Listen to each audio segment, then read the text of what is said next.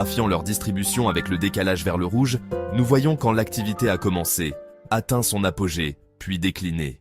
La luminosité d'un quasar est difficile à concevoir. La réponse? L'efficacité étonnante de sa source d'énergie, la gravité.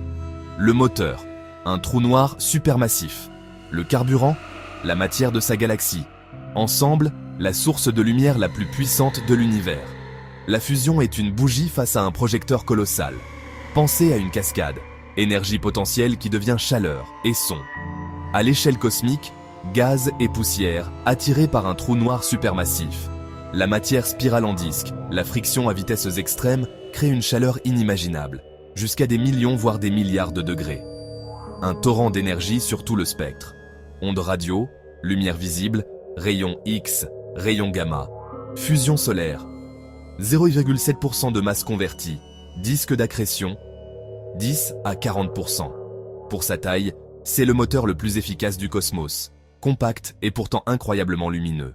Les quasars agissent comme des machines à voyager dans le temps naturel. Ils sont si brillants qu'on les voit à d'énormes distances.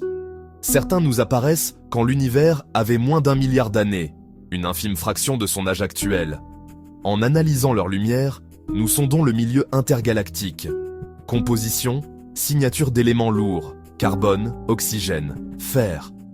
Des étoiles massives ont explosé en supernova, ensemencent l'univers, et les quasars nous permettent d'en être témoins. La plupart des grandes galaxies